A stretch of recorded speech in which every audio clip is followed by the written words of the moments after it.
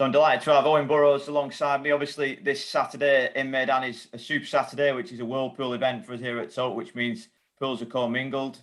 Owen, you've got Hukum running in the Dubai City of Gold race, and how's he travelled across the Meydan? He's taken it all very well. He flew over last Saturday, settled in great, has eaten up, his temperature's been good. My head lad, John Lake, who's with him, he's been very pleased with him. He rides him all the time. So, yeah, the initial sort of signs at the moment are that he's taken it very well.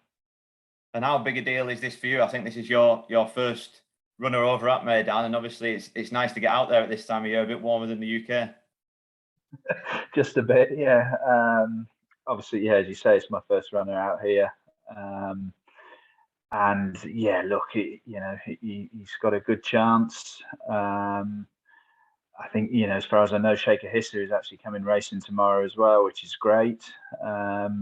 So yeah, if we could get his head in front, it would mean a huge amount.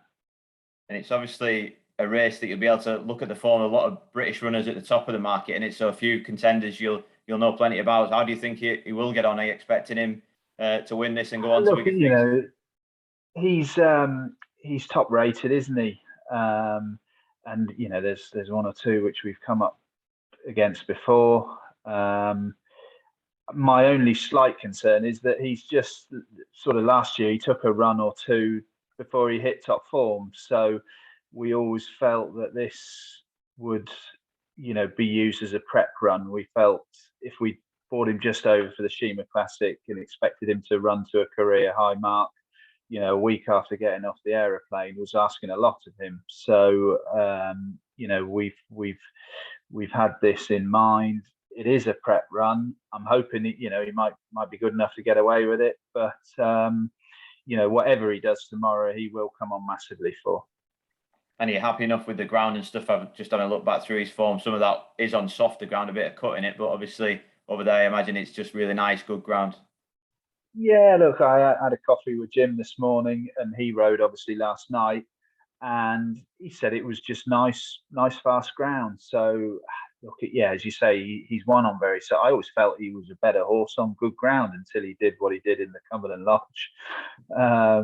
So, look, I think he's pretty versatile ground-wise.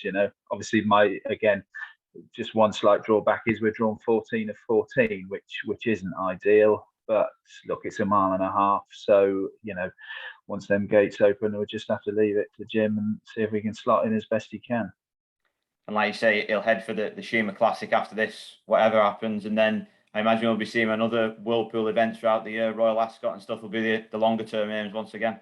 Exactly. All being well, he'll run well tomorrow, and we can, we've got 3 weeks then before the Sheema Classic. And then as you say, he'll could possibly go back to Royal Ascot.